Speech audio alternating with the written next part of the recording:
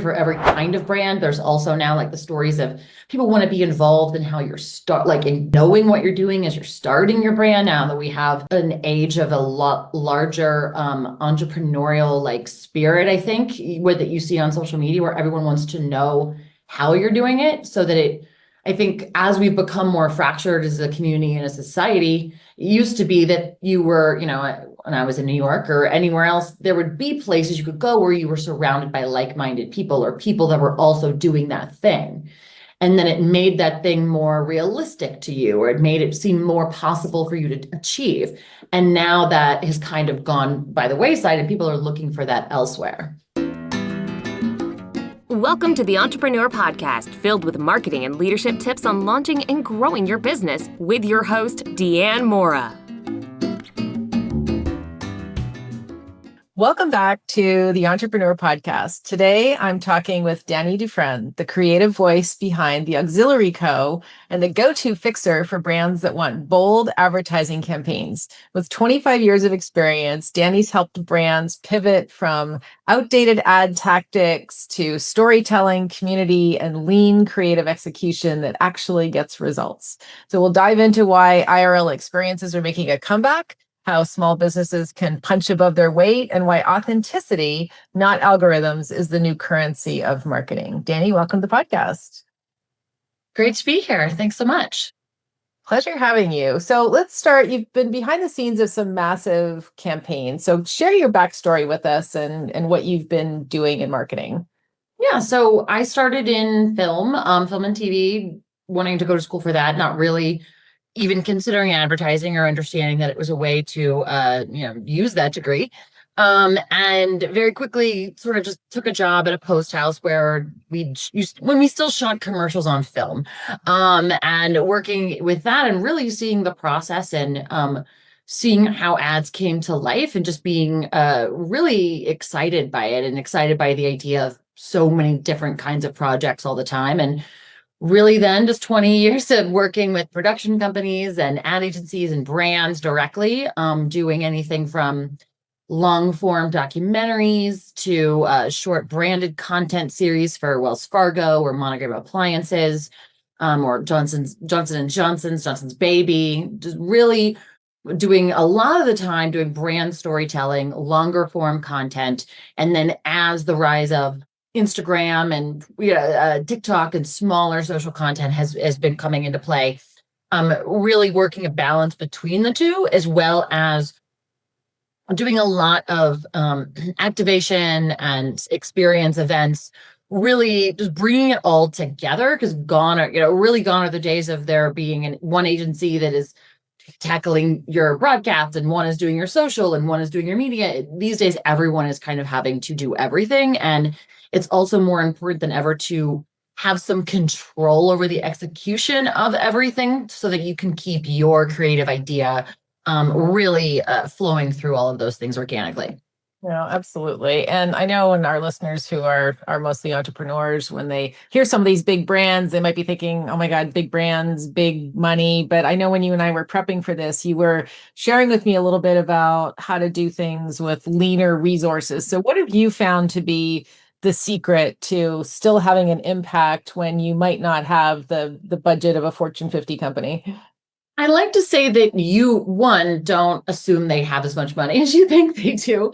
And also, if you don't have as much money, you don't have anything to lose. If anything, they're taking bigger risks in spending all of that on these bigger ideas versus being brave and bold as a smaller brand and as a startup, with making those choices and acting like a McDonald's or a Coca-Cola would, with taking big swings, with the understanding that it doesn't have to cost you an arm and a leg, but if anything, what you're going to get out of your investment is actually a lot more than what those brands get out of making those choices. Yeah, that makes sense. And I know we've been talking about storytelling a lot, and I know that's something that's really important to you. And storytelling is clearly something that's very powerful for a brand. But when, in your mind, does it start to feel inauthentic, and how can brands avoid that? When it starts to feel, I mean, it's already getting there, I think, with a lot of social media content. I think there was an age where you didn't have to specify it was an ad, you didn't have to say anything. It felt a lot more like you were being influenced by a friend. That was how it sort of started. And I think the more you have brands um making sort of last minute adjustments or creative changes out of fear, right? Like, oh no, we need more branding, or we need to see the logo in the first 10 seconds or whatever, when like in reality that is not how you build a brand around a community. They're there for like a feeling or for what the lifestyle that your brand gives them. And I think if you focus on those areas of storytelling, the brand will come through, right? There's a great example of Adidas UK when Oasis announced their UK tour. Adidas came out with this amazing ad campaign that you don't ever see the full Adidas logo until the very end. You just hear the music and people like dancing, and like you see clothes and you see little like snippets of, of the lines, but you never see the full thing, but you get it. And it makes it that much more impactful because we don't want to be sold anymore. We don't want to be like pitched in that manner. We want to align ourselves with brands that, are helping us live the life we want to outside of our screens. Yeah, no, I think that's absolutely right. And, it's interesting because I remember meeting with a budding business owner a number of years ago, and they had a physical location. I won't get into the details because I don't want to reveal who it is if I'm going to be a little bit critical, but they had this beautiful story up on the wall as to how their brand came into being. And I remember reading that and thinking, wow, that's really amazing. And I asked the owner about that, and he's like, oh, yeah, we just made that up. And I thought, well, that's kind of, I mean, okay, but at some point, like when you I grow, think you can do it in a way. I think if you're not sure what your story is, there probably is one, and you need to get like a PR media person to help you find it. But people really do care. I mean, you look at even like here in Austin, there's a really great little local store boutique that is started by, a very well-known filmmaker's wife. And you would think, oh, like there's no story there. No one wants to hear about like the affluent people who have no problem like starting this little thing, but they care so much about the community, and they create so much like space and safe space for people to come and do arts and be involved. And it really all goes through like why they wanted to have this store in the first place. And it's a part of their story. And I think that the number one thing in that all marketing and advertising really is, the only goal you ever have is to get a person to tell another person about your thing, right? Like that's at its minimum, that's what it is. What is the number one thing that we say when someone compliments us on something we're wearing or that we're eating? There's always a story. There's always a story of how we found that thing, or, oh yeah, have you heard these people do? Having your community know that story and understand it, they are so much more likely to be an advocate for you. They're not going to just take the compliment, end of story. They're going to add upon that and make sure that they're making a new fan for you. Yeah. Yeah. I mean, it's when Seth Godin wrote Purple Cow, I don't know how many years ago now, but I mean, that was the basic idea is your best marketing is to create something that is memorable and repeatable so that, people can talk about it. So I think you're absolutely on the money there. And and people make up a story if they don't, oh, I was at this store and it was this, like, whatever, right? Like there's still always something there that I think you can lay out, and there's a story for every kind of brand. There's also now like the stories of people want to be involved in how you're in knowing what you're doing as you're starting your brand, now that we have an age of a lot larger entrepreneurial like spirit, I think, that you see on social media, where everyone wants to know how you're doing it, so that I think as we've become more fractured as a community and a society, it used to be that you were, when I was in New York or anywhere else, there would be places you could go where you were surrounded by like-minded people or people that were also doing that thing. And then it made that thing more realistic to you, or it made it seem more possible for you to achieve. And now that has kind of gone by the wayside and people are looking for that elsewhere. And are you seeing generational differences in terms of how much people want to connect with brands? And so, the impact of story, is there any influence of, who your target audience is, what age you're targeting, some of the things that you need to think about? Um, I would say the younger that you're trying to go, but even younger, I still would feel like 45 to 50 and up is one, and like 45, 50 below is younger. But this becomes more true at the lower end of that spectrum. IRL over URL beats anything, right? Like if you're a local business, if you're a local bakery and you want to be more known, do a pop-up in the local boutique that everyone goes to, or the local hair. Partner with other businesses that maybe have completely different audiences than what you have, or there's some crossover and it makes sense. Collabs aren't just for big brands, right? Like, you don't have to be a Crocs or some big brand to do a collab. I think, especially when you're looking at building community and getting very localized with your business, sometimes that's the best thing you can do, right? Is throw events or create spaces that give people a reason to get out of their comfort space or to go meet other people. Yeah. Well, and even legacy brands like Coke are going back to real world experiences. So, talk a little bit about that and what can small businesses learn from that shift? The same way that I think like that, think McDonald's, right? They are doing a huge push on nostalgia right now. They're like creating the Happy Meal world, and it's all stuff back from when like I was a kid and what we would get, and trying to make it a community space and make it feel like that again, appealing to us. I feel like in that same way that nostalgia is working in a lot of places, um, community and getting on the community organization levels and connecting people is kind of nostalgic, right? Like feeling very mom and pop, right? So you always have these big companies that are doing what they can to look and feel more mom and pop, when then you have the other companies that aren't using it as a strength. They see it as a weakness that they aren't big, when in reality, that can be really specific, like really good for you when you're targeting it directly to a certain audience. Yeah. And, so when you're talking about these collabs, so let's say I'm a small business owner or I'm a startup and I'm thinking, all right, Dani, collabs, that sounds like a great idea. Like, where do I start? How do I think about that? I think it's different for whatever the product is, right? And I think there is no right or wrong answer, right? You have Tacova's partnering with Chili's doing, red boots that sold out in 5 minutes of the leather from their, like the same leather from all their boots, right?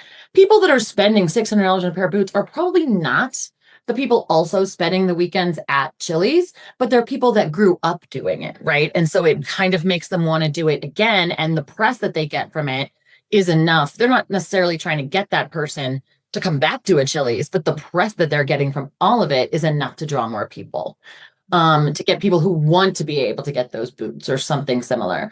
And I think you can play with that same idea, whether it's through physical products or, like I said, like pop-up locations, sharing each other's audience on social. It can literally be something that doesn't make any sense, right? It can be, I'm a tech entrepreneur and I am working tireless nights to get this new site up or this new software up.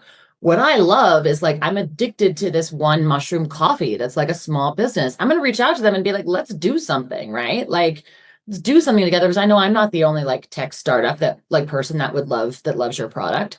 Why not? You could make a whole list of stuff and just start, people that you want to work with, or goals that you have, and that like businesses that might align with that are sort of similar in size to yours. And you can just go down the list and you can come up with something for every single one. Like that's new and different. And I think there is no right or wrong approach to it. Are we thinking about, here's my target audience, and do I try to find businesses that's also their target audience, and then that's a logical collab, or do I need to think a little bit broader than that? I think both. I think it depends on how niche your need is and how niche your like audience is. if you only specifically like need one thing, right? And you're not something, you don't have a product or a service that can be used by a lot of different kinds of people, then yes, I think you want to find a brand or a company or something or a location that has that audience, and is similar, or that has people that can push to your audience. Like that other brand or business doesn't have to be as niche as you are, but they have a big audience of those people, but always want more, right? You have to be able to give to them as much as you're going to get in a collaboration. But then there's also the idea of, you know, I have a product that can go for everybody. Everybody can really use this. And this is kind of like what Crocs does very well. So, Crocs will do something like Touchland, their Touchland partnership, where they basically made a Crocs style case for the hand sanitizer Touchland, because everybody can kind of use it. And they already have the healthcare worker space, right? Of Crocs already has that. But they're also appealing to the higher end women that buy Touchland, and making it more stylish. The same thing they do when they do collabs with higher fashion brands. And I think it actually works when it doesn't make sense. Guy Fieri did a collab with Revlon. They like a very spicy red lip gloss that made no sense, but that's still fun. Like it's still fun. It's giving you content. Who knows? Maybe that was, whatever the target was of that people being able to buy it for for their husbands buying it for their wives, but it's still just like, you can play it both ways. I think you could play it safe, right? And do a couple that are, make a lot of sense to you on paper. And then as you get more into it, like have fun, because your audience will enjoy that part of it as well. So let's say if I'm a chiropractor, like the obvious collab is going to be a gym. So maybe I go do a speaking event at a gym, and then, I have the gym. I would say it's not a gym, actually. I would say it's not a gym. I would say it's like office buildings. I would say it's places where it's co-working. If you're sitting all day working, you need a chiropractor. Like, if you're at the gym, your back probably doesn't hurt as badly. But if you're getting injured, maybe you need a chiropractor for that. Or if you're a parent sitting at your kid's t-ball every single weekend on those metal bleachers, there's a collab right there. Make a sort of like little bench, or one of those little bench seats for the local like community teams. Like those are things where it shouldn't. Sometimes if it's the first thing that pops into your mind, it's probably the something that isn't interesting enough to like land. So write a really long list and like everything that comes to you, and then from there I would start honing in on what makes sense. And I'm assuming this is a great use for AI because you could brainstorm with ChatGPT. Yeah, I mean, I think it's also good for AI to be like, here's my audience. Where is there crossover with other audiences within like this list of people, or give it a little bit of market research information, as well as like what your goal is, or how local and targeted you want to be, and just see what kind of ideas it comes up with. I mean, I think that's no one ever just fully copies and pastes from AI, right? I think, but it's more of that it gets you thinking differently. Like people do, but I feel like it's just having extra brain power. That's really like all it is. Like I have like 3 different things happening right now, like just because I'm like, it's a tool that you can use. And this is a great example of that. I also think that like the budget that you have is going to make sense, but don't think about all the no's when you're just creating ideas. Like just throw down a long list of like, this is all the crazy stuff we could do that's collabs. Then you'd be surprised when you don't consider, like when you're not thinking about what you can't afford or what seems difficult, what you actually can go back and figure out a way to do affordably. Because a collab is a collab because you're splitting it with someone else. Yeah. So like if you're going to invest, I mean, that's an investment that makes sense. And I'm assuming it sounds like some of these collabs are real world. So, you mentioned the idea of maybe the chiropractor having something at a seat in the bleachers or whatever, they're giving away cushions and that type of thing. But then I'm assuming it's also digital. So maybe it's like, plumbers with a Facebook moms group, for example. Exactly. It's content. It's joining Facebook moms groups and like making content with those local people, like, 'cause everybody's had wipes flushed and it's a nightmare. Like, I think, or hey, we're going to partner with this local mom group and we're going to do a series that's like teaching moms how to like declog their toilet, or like if you're an electrician, like teaching some things, create a series that's either online or in person. Like if you have a fitness class and you want to teach self-defense, like partner with these groups that can use it as a resource and sort of make it a fun in-person or digital event or a place to be. Whereas like even with the cushions for the chiropractor, every local business gives money to these like sports organizations. Having your name on a jersey does nothing. Do stuff that people aren't already doing. Yeah, that makes sense. Now, I know that we've also talked about out of home, and you mentioned that it's very cost effective right now. So, Yes. what's a smart way to use physical space for maximum impact? So I actually think this is what's interesting, that the reason that so out of home has gotten very, very cheap because all of the big brands, all of the companies have been moving everything to influencer, influencer, digital, digital. And it's still this like Wild West where lots of people can oversell you on digital media. And I think we had $25 billion of wasted programmatic in Q2 alone this year. So they've abandoned it. So the price of out of home media has gotten, especially digital, has gotten very, very low.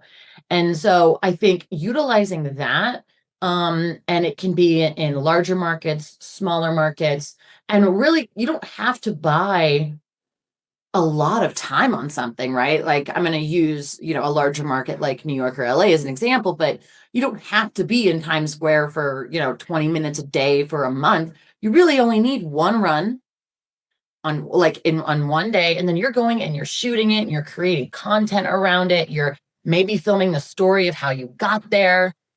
You can rent a digital truck in major cities for 4,000, smaller cities for less. That basically just playing your ads on both sides and whatever audio you want. And it's just driving around for the entire day. You can have it stop and give out merch at events. And then basically just when you're told to leave by the cops, like leave. Like you don't have to, it's just a fun thing that you can do that doesn't take a lot of money, but the content you can make of those things, of social, it's not just that one thing. And I think where that even may has more impact is if you do something like that and you're creating a piece of content for that is very honed into how people are interacting with it, right? So if you're going to have the subways all have digital screens now. If you're going to make an ad that's going to be on subway banners, make it specifically for what the people are sitting there doing and thinking. Make it in a way that like they're more likely to interact with it and remember it. Whereas banner ads and all of that stuff, sometimes you don't know, but just taking your like basic media package and putting it everywhere does not make sense. You are wasting time, not thinking about like how you can just, for no additional money, just the same amount of money you're spending, create something more impactful. Yeah, no, that makes a lot of sense. Like here in South Florida, we have the digital billboard boats that go by on the water. I have purchased many of them. So, Yes. just you have like, what do you think about when you're on the water? What are you thinking about if you're looking out at people on the water and putting yourself in? You're thinking, I wish I had the money to have that boat, right?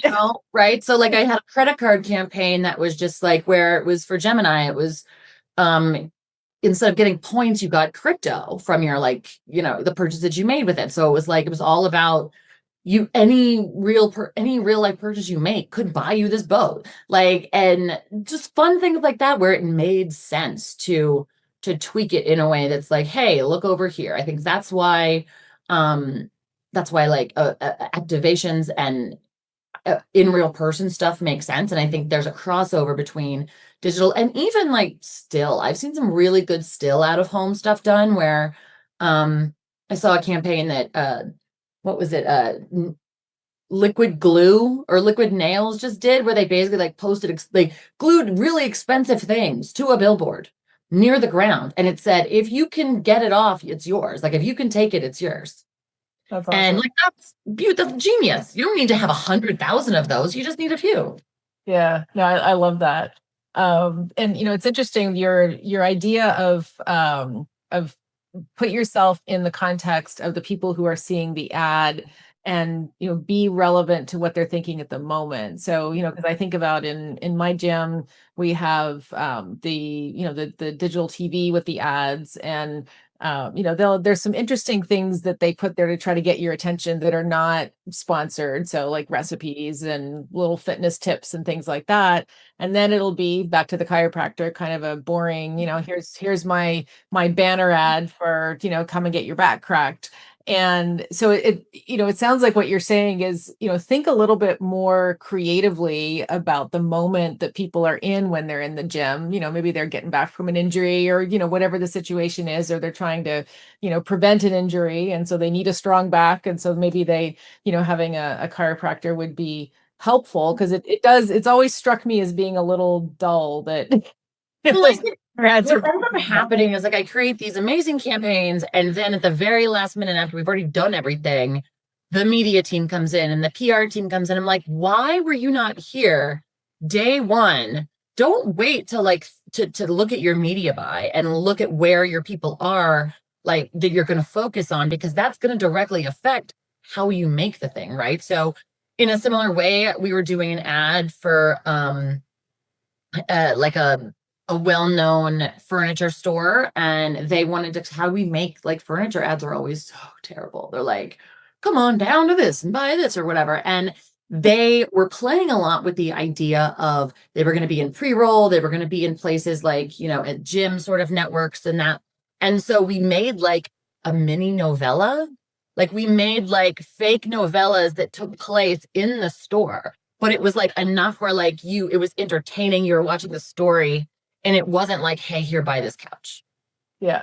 Yeah. Oh, that's so much more captivating. And they're funny. Like, and now you even can see where there's so many apps and things right now where these mini novellas are literally keeping the Hollywood engine afloat right now. So I think like that's how you can use creative storytelling that doesn't have to be the story of your brand. It can just be like stories people want to hear. Or when you look at things like the show Jury Duty that came out last year or the year before, where basically I think we're getting this appeal back to the good guy, the good story, the good in all of us, like the Ted Lasso effect, right? So like I don't want to see a reality series where everyone's mad at each other. I want to watch something. I want to watch, a local bed and breakfast, and how they interact with all of their guests and how their guests love it there, and what's going on behind the scenes in like a not drama way, in like this beautiful people doing beautiful things sort of a sense. Yeah, absolutely. And now, we've got some pretty amazing AI video tools that can help the smaller businesses that might not have the big production budgets and be able to hire talent and all of that too. What I would even say is, instead of using AI for that, I would say use AI for all of your other stuff, right? Like creating new assets for your like general marketing and your whatever, like is the easy low-hanging fruit stuff. Don't use AI for the stuff that needs to be telling like real stories or entertaining, because people aren't, that is off-putting. But like, can you take your one product, right, whatever it is, and create a bunch of other images with that product that without having to hire like a photographer to do those? Yes. But I would say when you're like, that is what I would use AI for, is like those kinds of brand assets. And then when you're looking at storytelling and really like real connection, avoid AI as much as possible. Okay. And so as we're talking about video as one of the assets, so there's such a proliferation of short form video now, I think especially because of AI, and that fatigue is real. So what are you seeing as the type of content that is landing better now? So as AI has become more prominent and showing up everywhere, the more that we can't trust what we see, everything needs to feel more real. Like everything has to be, it can't be perfect and just like, obviously that's not a real person or a real voice. Having this authenticity, that's why you've also seen a lot of people going back to like the 80s sort of home video recorder look, things that don't look beautiful. It's kind of all going back to beta. And I think you can apply that to your website. You can apply that to your, like, to a lot of things where AI is going to make something that looks perfect every single, like, or as perfect as possible and glossy and beautiful. Whereas I think the more we see stuff that isn't retouched, maybe has errors, isn't edited perfectly, it isn't shot like and lit in the most, perfect way. I think there's a way to do it that it feels that isn't just, me with my phone. But it's also like showing, real life as we see it. I think we're all longing for that a lot more, and we're drawn to that more. So it's kind of like as soon as you think that you're seeing it, something that's very much an ad or something that's very much AI, you're just like, boop, boop, don't care. I don't want to see it. And things are also like getting off of short form. I think brands can start thinking about having an idea that works in longer form, because if the networks and no one has any money anymore, but the brands do, and there's all of these channels at the bottom of your CTV that need content, like make something. Make something on YouTube, get your own audience. Like that turns then into other things. I think people want to still be entertained. Yes, very true. I know we've talked about other channels like Substack and Reddit that are underutilized by brands, but obviously you have to be careful because you don't want to seem like you're selling when you're on those platforms, unless you're actually genuinely buying ads. What in your mind is how brands should show up in these spaces without it feeling too salesy and cheesy? I think that we used to have a term back in the day, of when YouTube was first sort of coming out, where it was like hub, hero, and hygiene, right? That's how you looked at all of your content. And your hub was or your hero, hub, and hygiene. And your hero was like, this is the anthem videos, the lifestyle like videos, the showing like the big beautiful campaign stuff, right? And the hub was more of like brand storytelling on a more like granular level. Then you had your hygiene was like, how do I use this product? What is this going to do for me? Like much more of like smaller pieces. And I think you can look at platforms in the same way. So you could say like there's broadcast, then there's Instagram and social. There's like LinkedIn, there's other, depending how you're using things. And then I think that Substack is more of a community building space. So that would be more of like your hygiene, like your hygiene, or even like your just storytelling. You don't sell. I think you just use it for a different side of your voice, right? Like you can have like, just because you keep mentioning plumbers, I'm gonna say the plumber or chiropractor, it makes sense. But like if I was a chiropractor, like have a Substack that's all about like the funniest stories of how people ended up at their chiropractor or got hurt, or like funny things of like why, like what's been clogged, what's been clogged in your toilet, like funny stories that people can submit and send in, or that they can tell, that it has nothing, they're not selling anything, it's just entertainment because people want to read again. Interesting. Yeah, and I was even on on video. I remember was at an event with a large video influencer, and her school of thought is produce content that's going to get as wide a reach as possible, without making it sound like you're positioning or selling whatever your product or service is, because by doing so you're expanding your audience, and so the attention, people will be interested in you and they'll want to learn more about what you do, so they're going to find your thing. But her idea was cast a very wide net. So love to get your So if thoughts. Substack is like where you're telling like stories, so let's say that's like your hub situation, you're just telling funny stories, but you're not selling. You're really only selling at hygiene at the very bottom. So that's where you're maybe using a TikTok or Instagram Reels, and you have a series where you're teaching people stretches, or you're teaching people how to, hot wire a car, whatever it is. Like you're literally talking about what your audience needs, and you are giving them information they need for free so that they understand what you're talking about, or you're showing them like all the uses for your product. That's really what you're using those for, which is I think interesting, because you would think, oh, Substack, it's just writing, that won't be like a higher end part of the funnel, but it really is. It really is more of like where you can do interesting storytelling and think of it like it's all writers, and everyone from across all the editorial spectrum is fleeing right now to Substack to like get that going. And I think there's a place for everyone there, but you can think of like even the different parts of Instagram between like feed and stories and reel can serve different purposes. But I think for the most part, those are now seen as the hardest sell areas. Let me throw a scenario at you. So let's say I have a dentist's office and I'm looking to create some sort of a scrappy experiential tactic to try to build some buzz and get some social content out of it. Throw some ideas at me.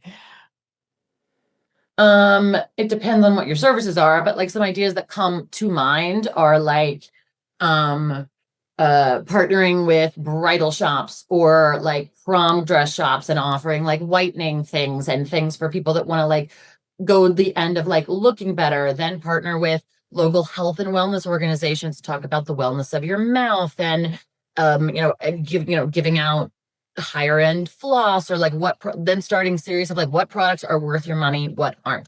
Here's the newest stuff in the TikTok shop that you should not buy and spend your money on, right? Like that's something that's going to appeal to a younger audience digitally on video, but then you also have things that are in person that are drawing people in to your service, and then they're getting in your funnel from there.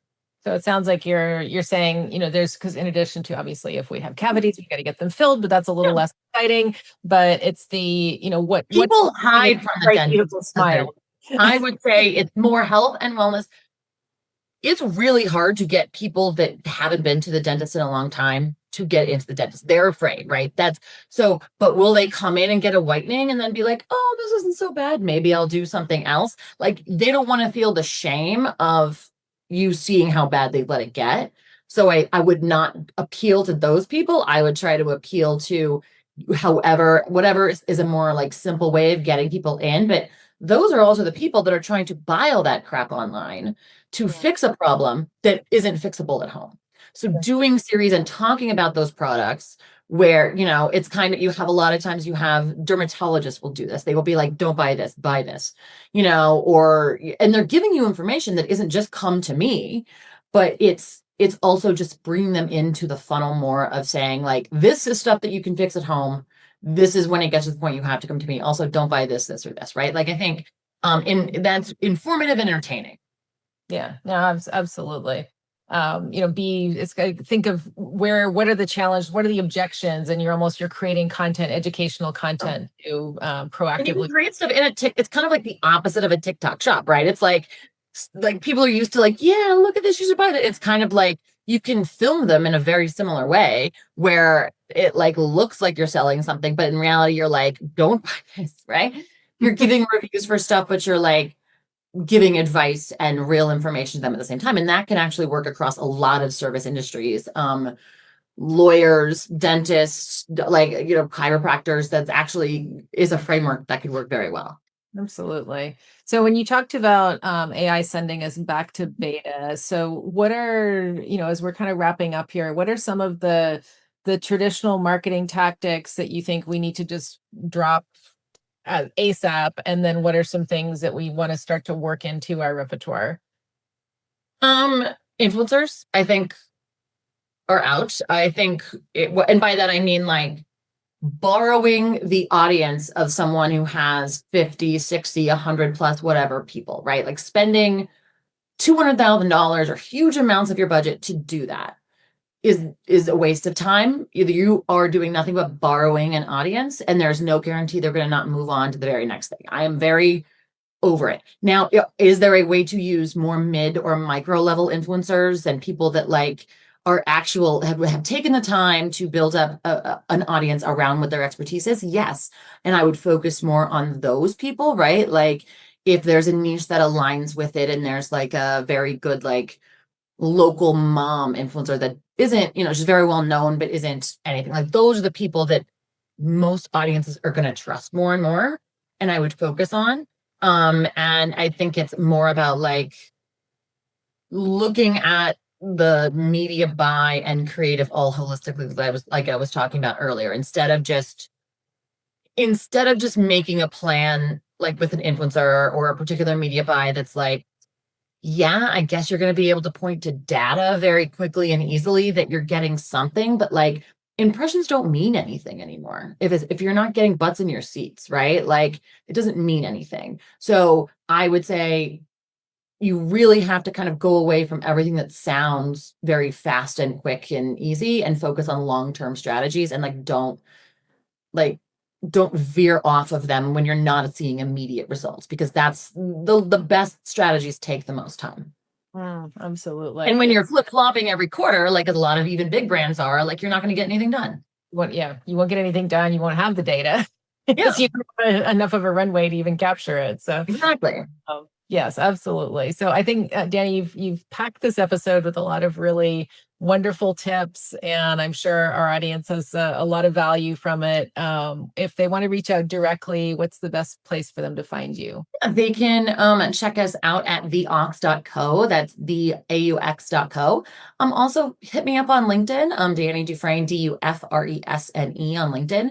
I also have a link at the top of my profile where you're free to set up a quick little one-on-one. I love giving advice and, helping people any way I can, just because I could talk about this stuff all day long, obviously. Wonderful. And we'll put all that information in the show notes. Dani, thanks again for joining us. Thanks so much. Appreciate your time today.